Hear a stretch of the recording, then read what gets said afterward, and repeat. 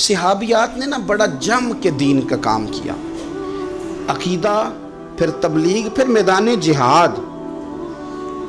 عورتیں جہاد میں جایا کرتی تھیں، وہ زخمیوں کو پانی پلاتی تھی، مرہم پٹی کرتی تھی، پہلے اپنے جسم کے ساتھ بڑی بڑی پٹیاں لپیٹ کے لے جاتی، جہاں کسی زخمی کو ضرورت ہوتی وہ پٹیاں کرتی، اور اعصابی طور پر مضبوط رہ کے میدان کے اندر جہاد وہ بندہ کرتا ہے جو یقین کامل کی دولت جسے نصیب ہو، جسے پتہ ہو کہ یہ میں مروں گا تو میرا مرنا رہے گا نہیں، اللہ مجھے شہادت کا درجہ عطا فرمائے گا۔ لیکن اگر یہیں سے بندہ اپنے آپ کو مطمئن نہ کر سکے تو میدان میں جائے گا؟ یقین کامل ہو، اگر ہو یقین کامل پیدا تو پھر کٹ جاتی ہیں زنجیریں، پھر انسان آگے مضبوطی سے آگے بڑھتا ہے۔ نبی پاک صلی اللہ علیہ وسلم جب جہاد کے لیے تشریف لے جاتے نا تو عورتوں پر کسی نہ کسی شخص کو نمائندہ بنا کے چھوڑ کے جاتے تھے۔ ایک دفعہ مولا علی شیر خدا کو بھی چھوڑ کے گئے، حضرت عبداللہ ابن مختوم رضی اللہ تعالیٰ عنہ کو بھی ایک دفعہ چھوڑ کے گئے۔ ایک موقع پر نا حضور نے عورتوں کو ایک جگہ پہ چھوڑا پیچھے، تو وہ قلعہ تھا حضرت حسان بن ثابت رضی اللہ تعالیٰ عنہ، بڑا مضبوط قلعہ تھا۔ اس قلعے کے اندر خواتین ساری محفوظ کر کے ان کو وہاں بٹھا دیا گیا، حضور جہاد کے لیے چلے گئے۔ اب وہاں قلعے میں عورتوں کو اس لیے رکھا گیا تھا کہ یہاں یہودی بھی ہیں، تو ایسا نہ ہو کہ ہم باہر لڑیں تو وہ اندر سے کوئی شرارت کر دیں، لہٰذا عورتیں محفوظ رہیں۔ حضرت حسان بن ثابت رضی اللہ تعالیٰ عنہ کی ڈیوٹی تھی تلوار لے کے حفاظت کرنے کی، تو ایک یہودی آ گیا، وہ اب ٹو کرنے لگا، تجسس کرنے لگا کہ یہاں عورتیں ہیں تو کوئی مرد بھی ہے کہ نہیں، دائیں بائیں دیکھنے لگا۔ حضرت صفیہ رضی اللہ تعالیٰ عنہ نے توجہ کی اور جناب حسان بن ثابت سے کہنے لگے 1 منٹ لگا اس کی گردن مار دے، ایسا نہ ہو کہ یہ جا کے بتا دے، گردن اڑا دے۔ حضرت حسان بن ثابت ذرا تھوڑی کوشش کرنے لگے، ارادہ کرنے لگے، آگے بڑھنے لگے، تو ابھی وہ تیاری میں ہی تھے تو حضرت صفیہ رضی اللہ تعالیٰ عنہ خود نکلی پیچھے سے ہو کے، ذرا سا ایک ستون کے پیچھے چھپیں، ہاتھ میں بڑا سا ڈنڈا پکڑا، وہ آپ کے قریب سے گزرنے لگا۔ تو یہ خاتون کی بات کر رہا ہوں، خاتون کی، کسی مرد کی ضرورت ہے عورت کو تنگ کر جائے؟ شرط یہ ہے کہ عورت کے اندر بھی تو غیرت ایمانی ہو نا، اس کے اندر بھی تو وہ قوت ہو نا، ایسا نہ ہو کہ وہ کمزور پڑ جائے۔ ہاتھ کے اندر ڈنڈا تھا، جب وہ یہودی پاس سے گزرنے لگا تو اللہ اکبر کہہ کہ بی بی نے اتنے زور سے مارا ڈنڈا، حضور کی پپھو نے ایک ہی ڈنڈا کھایا اور وہ زمین پہ ڈھیر ہو گیا۔ حضرت صفیہ نکلی اور جناب حسان بن ثابت سے کہنے لگی مجھے آتی ہے شرم، کیونکہ جب کسی کو مار دیا جائے تو اس کا مال مال غنیمت ہے نا کافر کا، اب اس کی زرہ اتارنی ہے، اس کی تلوار لینی ہے۔ فرمایا مجھے شرم آتی ہے، وہ مرد ہے، اس طرح کرو مار میں نے دیا، سامان تم اتار کے لے آؤ۔ یہ قوت تھی مسلمان عورتوں کے اندر، یہ شوق تھا، یہ جذبہ تھا۔ ہمارے ہاں نا روز روز کی کمزوریاں، عورتوں کا روز آنسو بہانا اور جہاں بھی سنانا دکھ ہی سنانا، اس نے انہیں کمزور کر دیا۔ آپ کے ذہن پہ چیزیں سوار ہو جاتی ہیں نا، تو یہ جو مرد زیادہ رہتے ہیں نا عورتوں کے ساتھ، زیادہ وقت گزارتے ہیں، زیادہ داستانیں سنتے ہیں، ان میں وہ ساری چیزیں پیدا ہو جاتی ہیں۔ آپ نے ناراض نہیں ہونا، میں دعوے سے کہتا ہوں کہ جو جوان اپنی اماں کے اور ابا کے شکوے کرنے لگ جاتا ہے نا، اس نے 1.5 گھنٹہ باتیں سنی ہیں بیوی کی، ایسے مفت میں نہیں شکوے کر رہا، اس نے ہلکا ہلکا کہیں جی بھی کیا ہے، تو تب یہ ساری کہانیوں نے جنم لیا۔ آپ جس کی صحبت میں بیٹھیں گے اس کا کچھ نہ کچھ اثر ہے، بلکہ عارف رومی تو کہتے ہیں کہ شیر کے بچے کو بکریوں میں چھوڑ دو، بکری بن جائے گا۔ شیر کے بچے کو بکریوں میں چھوڑو، وہ بکری ہے، اس لیے کہ شیروں کی صحبت بندے کو شیر بناتی ہے۔ تو جب بیٹھنا ہی نہیں ہے، باتیں ہی سارا دن یہ والی سننی ہے، ہر وقت رہنا ہی اسی داستان میں، پھر کمزور باتیں، پھر اپنے ماضی کے دکھ، پھر پتہ نہیں کیا۔ آپ نے ناراض نہیں ہونا، میں بعض جوانوں کی باتیں سن کے میرا دل کرتا ہے کہ اسے کہوں یار تو کیا بات کر رہا ہے، اپنا قد دیکھ، تو اپنی عمر دیکھ، رب نے تجھے مرد بنایا ہے، تو کمال آدمی ہے، تو کھڑا ہو۔ اگر اس طرح امت مسلمہ کے نوجوان رہیں گے تو میدانوں میں کس نے نکلنا؟ بات بات پہ رو جانا، بات بات پہ سہم جانا، حالات کے سہمے ہوئے لوگوں کو بتا دو حالات بدل جاتے ہیں، ایک جیسے نہیں رہتے۔ آپ کی طبیعت میں دلیری اور وقار ہونا چاہیے۔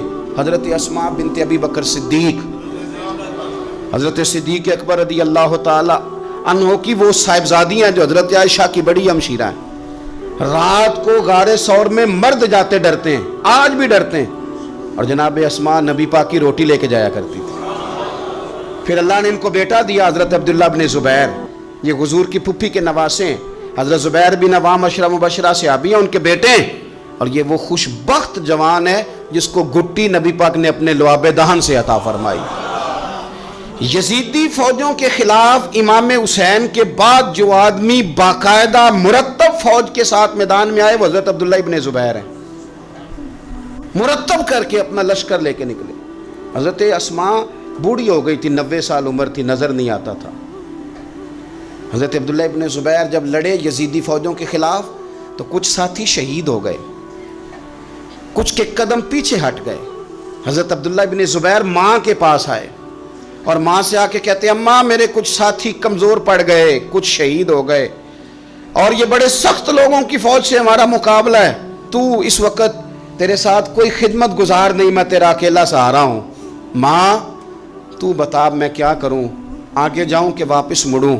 نابینا ہیں حضرت اسماء، عمر ہے 90 سال، بیٹے کی پشت پہ ہاتھ رکھ کے کہتی ہیں پتر پہلے یہ بتا کہ تو حق پہ ہے کہ نہیں، تو حق پہ ہے کہ نہیں؟ ان ماں کی گود میں اسلام پلا کرتا تھا، حق پہ ہے کہ نہیں؟ تو حضرت عبداللہ ابن زبیر کہنے لگے اماں میں حق میں ہوں۔ تو حضرت اسماء کہنے لگے پتر پھر میدان میں جا، اور میرا پتر ایک میرے ساتھ وعدہ کر، کوئی بھی تیر پشت پہ نہ کھانا، سارے سینے پہ کھا کے آنا۔ حضرت عبداللہ ابن زبیر عرض کرنے لگے اماں یہ بڑے ظالم قسم کے دشمن ہیں، یہ آنکھیں نکال دیتے ہیں، ہونٹ کاٹ دیتے ہیں، جسم کے ٹکڑے ٹکڑے کرتے، تو سہ لے گی؟ کیا جواب ہے، کیا طاقت ہے، کیا ہمت ہے۔ حضرت اسماء فرمانے لگی پتر بکرے کو نہ صرف ذبح ہوتے وقت تکلیف ہوتی ہے، کھال اترتے وقت کوئی تکلیف نہیں ہوتی، جا میرا بیٹا میدان میں۔ حضرت عبداللہ ابن زبیر شہید کر دیے گئے، ان کی لاش مبارک مکہ مکرمہ کے چوک میں جنت المعلیٰ کے پاس لٹکا دی گئی۔ حجاج بن یوسف نے حضرت اسماء کو بلایا اور بلا کے کہنے لگا تجھے پتہ ہے تیرا بیٹا لٹکا ہوا ہے؟ فرمانے لگی ہاں مجھے پتہ ہے، یہ بچپن سے ہی شاہ سوار ہے، یہ گھوڑوں پہ رہنا ہی پسند کرتا تھا۔ اور پھر کیا جملہ کہا، حجاج کے لوگ کہتے ہیں یہ فوجوں میں اور تلواروں کی جھنکار میں کبھی نہیں کانپا تھا، پر حضرت اسماء جو نابینا ہیں ان کے جملوں نے نرزہ طاری کر دیا۔ فرمانے لگی حجاج میرا پتر لٹک گیا ہے، کہیں تیرے آگے جھکا تو نہیں نا؟ لٹک ہی گیا ہے، جھکا تو نہیں میرا پتر؟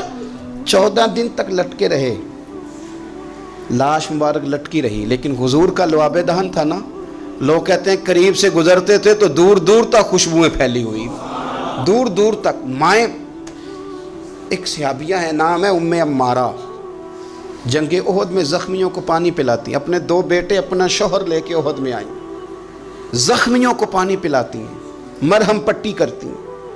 اچانک جنگ کا پانسا پلٹ گیا، وہ درے پہ جو لوگ حضور نے مقرر کیے تھے وہ غلط فہمی کی وجہ سے درہ چھوڑ گئے، حالات اور ہو گئے، عجیب سا ماحول ہو گیا۔ پھر یہ بھی افواہ پھیلا دی گئی کہ معاذ اللہ حضور شہید کر دیے گئے، لوگوں کے حوصلے بڑے اور رنگ اختیار کرنے لگے، حضور کے گرد تھوڑے سے لوگ رہ گئے۔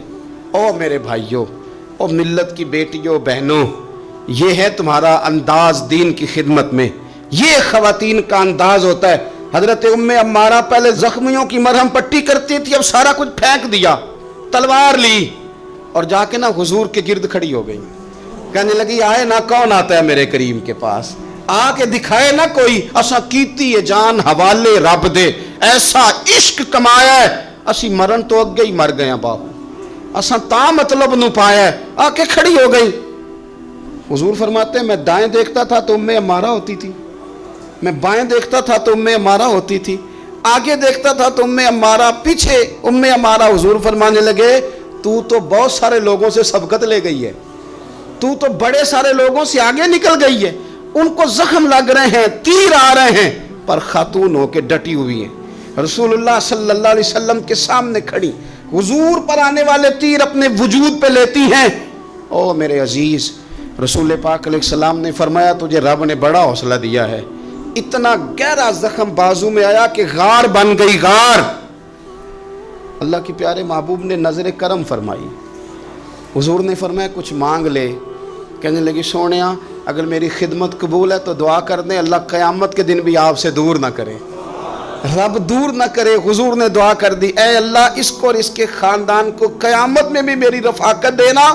حضور کی دعا سنی تو باہر نکلی، فرمانے لگی لوگوں لو پھر میں نے اپنا مقصد پا لیا ہے، میں کامیاب ہو گئی ہوں، اب دنیا کی کوئی مصیبت بھی میرے اوپر آئے تو مجھے کوئی پرواہ نہیں، اس لیے کہ مدینے والے نے یہاں بھی کرم فرما دیا ہے، وہاں بھی کرم فرما دیا ہے۔